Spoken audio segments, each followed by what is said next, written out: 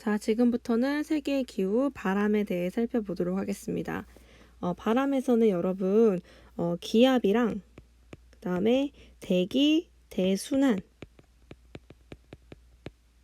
이게 중요해요. 그래서 대기, 대순환이 특히 여러분 많이 어려워하는 거라서 여러분 잘 살펴보시면 되고요. 먼저 기압부터 살펴보도록 하겠습니다. 왜 기압이 바람에 있어서 중요하냐면 바람 그 자체가 기압의 기압차에 따라서 공기가 이동하는 것이 바람이기 때문에 그래요. 우리가 고기압이라고 하는 거는 공기가 많이 모여 있는 거거든요. 상대적으로 공기가 냉각이 되면 차갑다란 뜻이죠. 차가워요. 우리가 여러분 겨울철에 추우면 어떻게 하게 돼요? 몸을 움츠리게 되죠. 마찬가지로 공기도 차가워지면은 수축을 하게 되거든요. 상대적으로 밀도가 높아지기 때문에 굉장히 무거워집니다. 냉각된 공기는 수축되고 무겁죠. 그러니까 이 무거운 공기는 아래쪽으로 내려오게 돼요. 하강하게 됩니다. 그래서 상대적으로 하강한 공기들이 아래쪽에 모이기 때문에 고기압이 형성이 되는 거예요. 그래서 보통 추운 곳에서는 고기압이 형성된 이유가 이런 이유인 거죠. 수축된 공기가 무거워서 밑으로 내려오기 때문에 그런 거예요. 반대로 이제 지표면이 가열된 상태를 보면은 가열되면 공기가 이제 팽창하게 되거든요. 그러면서 팽창하면서 상대적으로 가벼워져요. 팽창하고 가벼워진 공기는 상승하면서 위로 올라가게 됩니다. 자, 그래서 여기는 상대적으로 밀도가 약하기 때문에 가벼워져서 위로 올라가게 되는 건데요. 더워진 공기는 위로 상승하면서 구름을 만들게 돼요. 왜냐면 우리가 앞에 해발 고도에 따른 기온의 분포를 봤잖아요. 위로 올라갈수록 기온이 낮아지죠. 그래서 기온이 낮아지면 포함할 수 있는 수증기 양이 적어져요. 그래서 이제 구름을 형성해서 내가 드디어 이제 이 온도에서는 수증기를 더 이상 포함하지 못하겠다. 나머지는 이제 물로 내보내야겠다라고 하면 그때 이제 비가 내리게 되는 거거든요. 그래서 상대적으로 저기압에서는 공기 상승이 일어나기 때문에 구름이 형성되고 이제 비가 내리게 되고요. 그다음에 반대로 고기압에서는 공기가 밑으로 내려오죠. 그 얘기는 뭐예요? 올라갈수록 기온이 내려갔으니까 반대로 이제 하강하면 하강할수록 기온은 올라가게 되는 거죠. 그래서 이제 기온이 올라가면 상대적으로 포함할 수 있는 수증기 양이 많아지기 때문에 구름이 없어지고 맑은 날씨가 나타나게 됩니다. 우리가 기분이 저기압이야 라고 얘기할 때는 어떻게 되는 거예요? 뭔가 막 우울하고 곧 비가 올 것 같고 천둥 번개 칠 것 같은 그런 이 안 좋은 기분이 저기압인 거잖아요. 그래서 이제 재미있는 말 중에 저기압일 때는 고기 앞으로 가라 이런 말도 있죠. 고기 앞으로 가라. 이게 고기압을 이제 언어 유희처럼 바꿔서 고기 앞으로 가라 이런 말인데요. 사실 이 말이 되게 재밌긴 한데 반대되는 말이에요. 원래는 뭐냐면 고기압일 때는 저기압으로 가라가 사실 맞는 말입니다. 원칙적으로 한다면. 왜냐하면 공기의 우리가 흐름이 항상 자연은 균형을 맞춰주려고 하기 때문에 고기압, 공기가 모여있는 곳에서 공기가 없는 곳으로 이동하려고 하거든요. 그래서 실제적으로 지표에서는 고기압에서 저기압 쪽으로 바람이 불게 되어 있습니다. 그래서 이런 기압차에 의해서 고기압과 저기압인 부분의 기압차에 의해서 바람이 이동하는 것을 우리가 그러니까 공기가 이동하는 것을 바람이라고 부릅니다. 그래서 여러분 지금 이 그림을 잘 봐둬야 하는데요. 우리가 이 그림을 4글자로도 표현할 수 있을 것 같아요. 어떻게 표현하냐?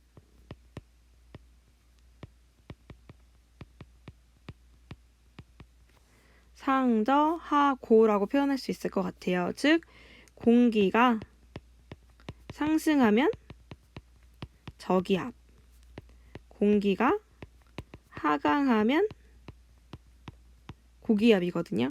이게 다음 대기 대순환 할 때 또 나오기 때문에 상저하고 여러분 기억하면 되겠습니다. 공기가 상승하면 저기압, 공기가 하강하면 고기압. 기억해 두세요. 자, 우리가 고기압과 저기압을 여러분 학습을 했잖아요. 그래서 이제는 여러분 대기 대순환을 학습을 할 건데요. 교과서에 나와 있는 대기 대순환 설명 읽으면 하나도 여러분 이해를 못해요. 볼까요? 뭐 기온이 높은 적도 부근에서는 대기가 상승하는 적도 저압대가 형성되고 적도 부근에서 상승한 기류는 말이 되게 어렵죠? 하지만 간단하게 보면 굉장히 쉬워요. 여러분 학습지에 일부러 이렇게 빈칸을 뒀어요. 왜냐하면 이거를 직접 그려가면서 여러분이 학습을 해야지 이해가 잘 되기 때문에 이렇게 그림을 둔 거거든요. 만약에 이걸 프린트할 수 있는 학생은 여기다 이렇게 같이 그려보고 그러지 못하는 학생은 메모장에다가 꼭 그리면서 학습을 해야지 눈으론 절대 여러분 이걸 이해할 수가 없어서 손으로 꼭 따라오면서 그려보도록 하세요. 자, 먼저 빨간색이랑 파란색, 검은색 뭐 색깔 펜들을 몇 개 준비하는 게 좋은데요. 선생님 먼저 지금 검은색을 먼저 표현을 해볼게요. 지금 여기가 적도죠. 그럼 중간에 우리가 한 30도 정도, 북위 30도, 북위 60도 정도 선을 그어볼게요. 그건 똑같이 남이 30도도 그어주고요. 그다음에 남이 60도도 그어줄게요. 그리고 나중에 이제 공부하다 보면 알겠지만 이게 적도를 기준으로 위아래가 데칼코마니 아시죠? 딱 접은 것처럼 똑같아요. 그래서 북반구만 설명을 할 테니까 남반구도 그대로 적용을 하면 되거든요. 그래서 그렇게 먼저 북반구부터 살펴보도록 하겠습니다. 선생님은 빨간색 펜을 지금 들었어요. 자, 보세요. 우리가 적도는 1년 내내 태양빛이 집중되는 곳이죠. 그쵸? 그래서 지표면이 가열돼요. 아까 전에 지표면이 이제 가열되면 어떻게 된다 그랬었어요? 공기가 상승한다라고 얘기했었죠. 자, 그래서 마찬가지로 적도 부근은 1년 내내 햇볕이 강하게 내리쬐기 때문에 가열되어서 공기가 상승하게 돼요. 상승. 그런데 이 상승한 공기가요. 우주 끝까지 상승하는 것이 아니라 대기가 모여있는 부근까지만 상승하게 되거든요. 그럼 더 이상 우주로 가지 못하니까 이 공기가 이렇게 북쪽, 남쪽으로 이동하게 돼요. 그래서 이렇게 북쪽으로 이동하다 보면요. 지구가 구의 형태라서 여기 적도에서의 면적이랑 30도까지 올라간 면적이랑 달라져요. 이렇게 좀 모이게 되거든요. 이렇게 예를 들면은 지금 여기 북극에서 내려다 본다라고 하면 여기가 북극이고 이 겉에가 남극 적도고 지금 경선이 이런 식으로 되어 있으면 공기가 적도에서 이렇게 올라오잖아요. 그럼 면적이 좁아지니까 공기들끼리 이제 충돌해가지고 더 이상 위로 올라가지 못하고 여기 밑으로 한 위도 30도 부근에서 하강하게 돼요. 하강. 그럼 이 하강한 공기는 어떻게 이동하느냐? 지표면에 따라서 다시 남쪽으로 내려오고요. 일부는 다시 북쪽으로 올라가게 돼요. 자, 그리고 이제 여기 극지방을 볼게요. 극지방은 항상 차갑죠. 기온이 낮아요. 냉각돼요. 자, 우리가 그래서 이게 지표면이 냉각되면 상승 기류가 아니고 이제 하강 기류가 발생한다라고 얘기했었어요. 그래서 계속 공기가 아래쪽으로 지표면 쪽으로 계속적으로 내려오는 곳이에요. 그럼 이렇게 차갑게 내려온 공기는 자, 이렇게 지표면을 따라서 쭉 이렇게 저위도 지역으로 중위도까지 내려가게 됩니다. 자, 그러면 이 중간에 북위 60도 부근에 가면 여기 빨간색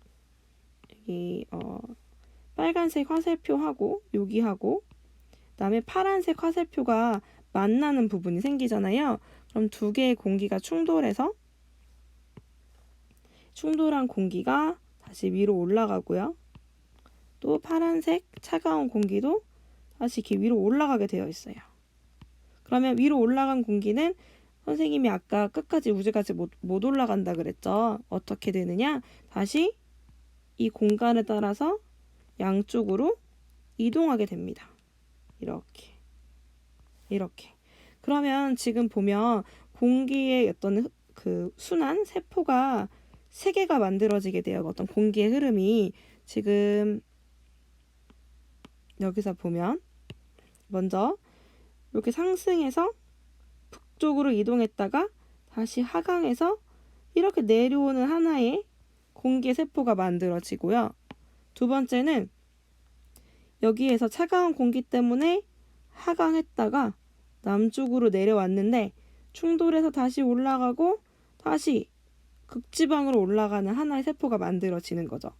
이거는 이제 지표면이 가열되거나 냉각돼가지고 직접적으로 만들어지는 공기의 흐름이고요.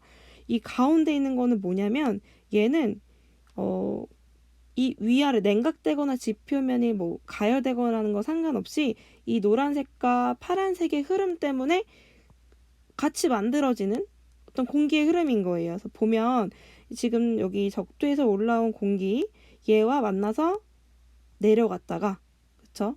다시 올라갔다가 지금 북쪽에서 내려오는 공기랑 충돌해서 다시 올라갔다가 이렇게 내려오는 하나의 세포가 만들어지게 되는 거죠. 그래서 공기의 흐름이 총 3덩이가 만들어지게 되는 거예요. 노란색 덩이랑 파란색 덩이는 직접적으로 만들어지는 공기의 흐름인 거고 연두색 덩어리는 위아래에 어떤 공기 흐름 때문에 강제로 만들어진 3개의 어떤 공기 세포가 만들어지게 됩니다. 자, 여기 이해하면 여러분 대부분 많이 이제 학습을 한 거예요. 요 공기 3개 세포의 흐름만 이해한다면. 자, 지금 여기 상층의 공기의 흐름을 여러분 신경 쓰지 않아도 되고요. 지금 지구와 맞닿아 있는 여기 있는 공기의 흐름만 보면 돼요. 이게 바로 지표에서 부는 바람의 방향이거든요. 그래서 봤더니 30도에서 적도까지는 바람의 방향이 이 방향이네요. 그쵸? 적도로 향해 부는 바람.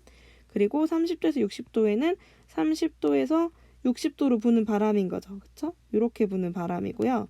반대로 60도에서 90도 이 사이에는 극지방에서 60도로 불어오는 이렇게 내려가는 지표 따라 내려오는 이런 흐름의 방향인 거예요. 그래서 지금 바람의 방향이 이렇게 3가지 방향으로 부는 걸 볼 수가 있는데요. 지금 선생님은 직선으로 그렸지만 왼쪽에는 이렇게 휘어져 있잖아요. 이 휘어진 이유는 뭐냐면 바로 전항력이라는 것 때문에 그렇거든요. 아마 지구과학 시간에 여러분이 요거 내용을 배웠을 텐데 한번 생각을 해볼게요. 자, 어떤 사람이 여기 남쪽으로 공을 던졌어요. 이 사람은 던진 공을 직선으로 던졌으면 사실은 이 지점에 떨어져야 되는 게 맞죠. 그런데 지구가 어때요? 움직이고 있어요. 회전하고 있어요. 이렇게 이동하고 있죠. 그래서 이 사람을 공이 던진 순간에는 공이 이렇게 움직였지만 지구가 움직이기 때문에 실제로 공이 떨어진 위치는 어디냐면 여기 A 지점이 되는 거예요. 그러면 실제로 공은 직선 운동을 했지만 지표상에 느끼기에는 이렇게 대각선으로 움직인 모양으로 공이 이동하게 되는 거예요. 이 사람이 공이 던진 순간에 공중에 공이 떠 있을 때 지구가 움직이기 때문에 지표에는 A 지점에 떨어지게 되거든요. 그래서 이렇게 이 공에 가해진 가상의 힘을 전항력이라 그래요. 아무도 힘을 주지 않았지만 자전하기 때문에 이 공에 주어지는 힘을 전항력이라고 해요. 전항력은 사실 잘 몰라도 돼요. 그냥 바람이 지구가 회전해서 휘어지는구나 라는 것만 여러분 기억하면 돼요. 어떤 방향으로 휘어지게 되냐면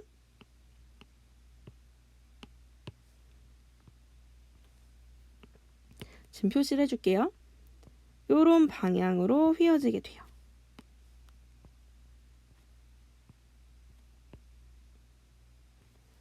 요런 방향으로. 여러분 사실 그래서 이거 공부할 때 가장 편한 방법은요. 이렇게 선을 긋는 거예요. 왼쪽, 오른쪽이 크다 이렇게. 그런 다음에 여기다 화살표만 표시하면 돼요. 요렇게, 요렇게, 이렇게. 그리고 이렇게, 그리고 요 아래쪽으로 이렇게. 이게 바람의 방향이 돼요, 실제로. 그래서 여러분이 뭐 화살표 방향의 모양은 지금 여기 세포의 방향의 모양에 맞게 그려주면 되고요. 전항력의 방향은 이제 지구의 북쪽에서는 이렇게 오른쪽으로 휘어지는 모양이 되는 거고 진행 방향에 그리고 남반구에서는 진행 방향의 왼쪽으로 휘어지기 때문에 이런 모양이 되는 겁니다.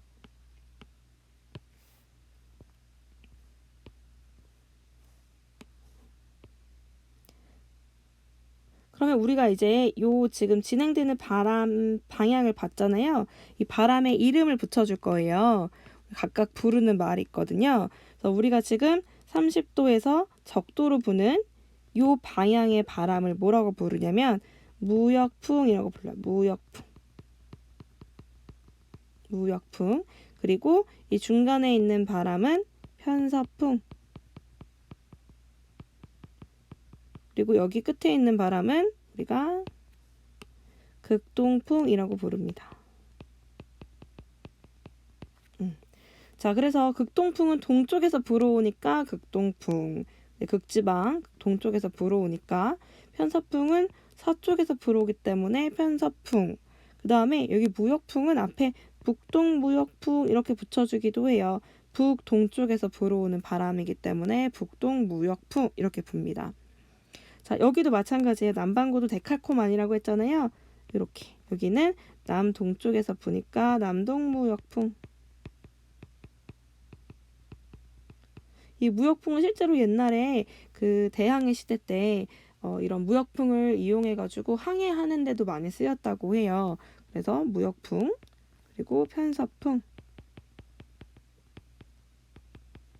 그다음에 여기 극동풍.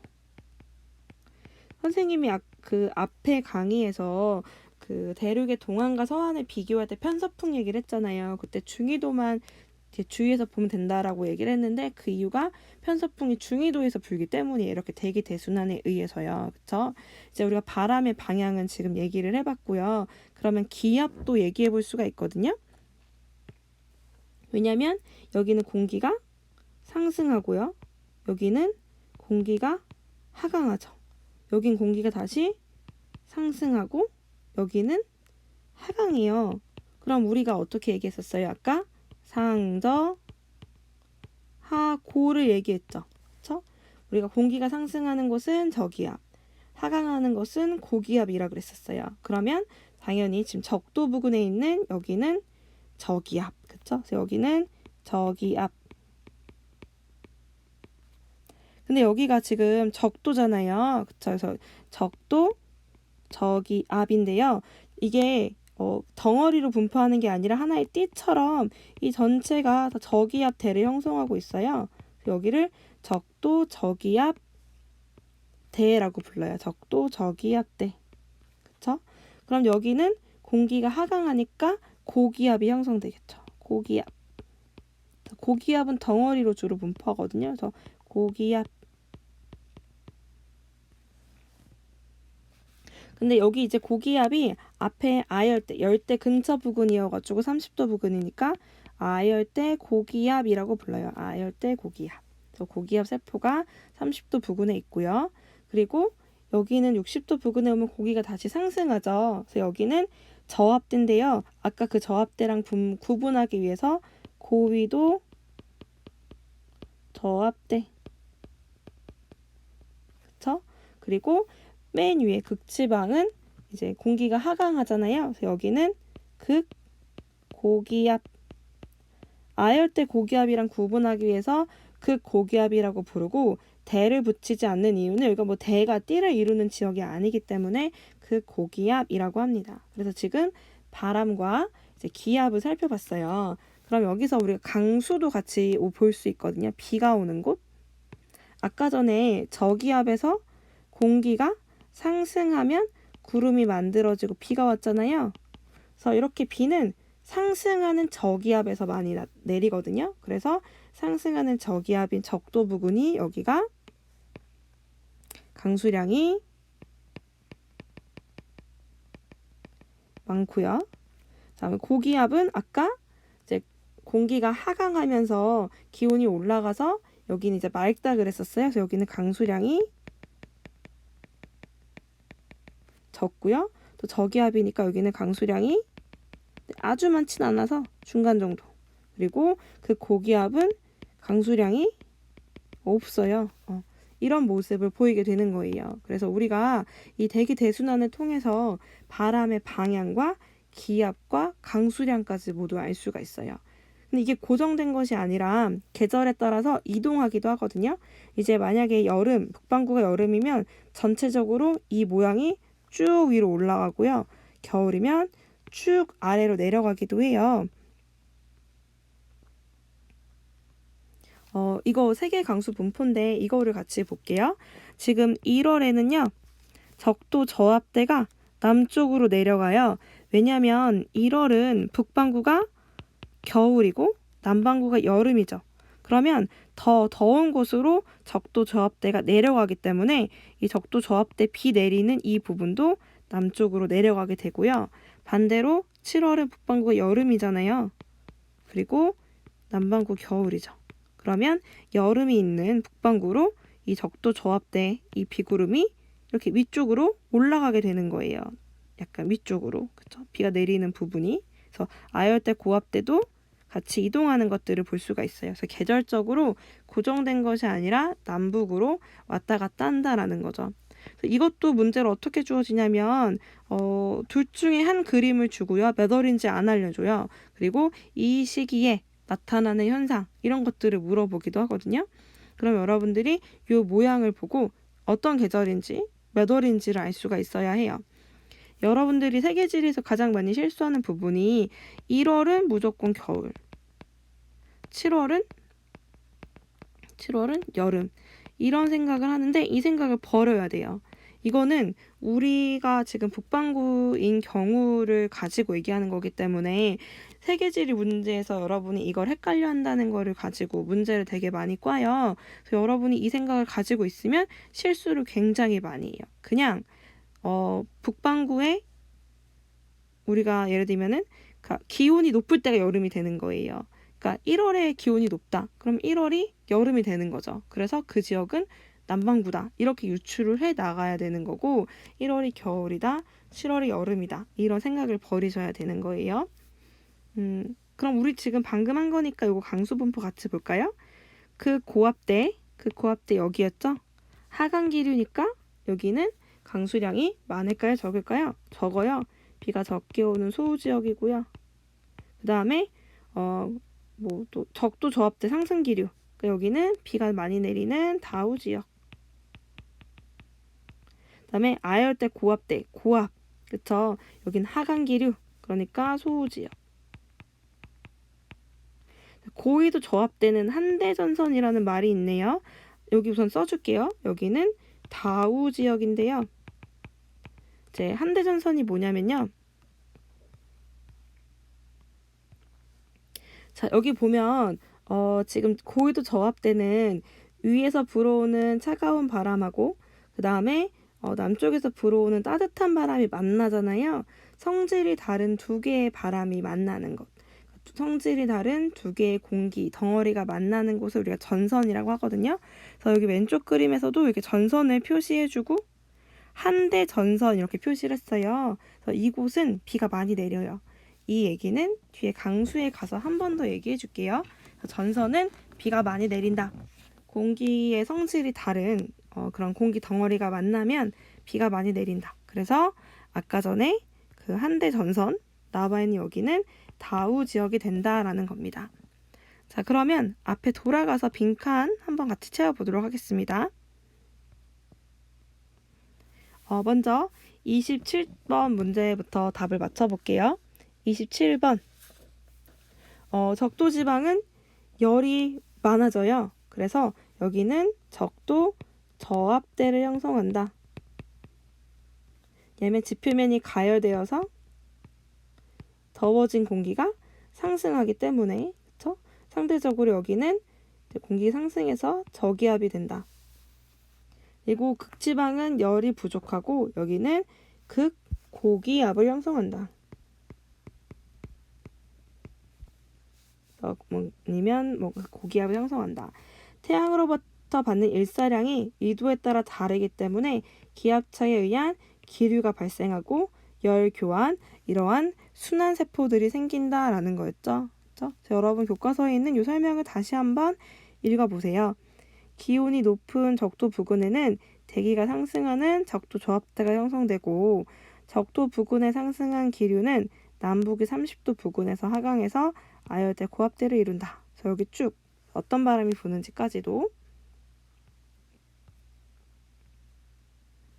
자, 그러면 볼게요. 이 빈칸 29번부터 항상풍이라는 거는 연중 일정한 바람으로 방향으로 부는 바람이에요. 우리 아까 대기 대순환에 의한 바람들이 여기 있는 항상풍, 타걸풍에 속해요. 그래서 무역풍,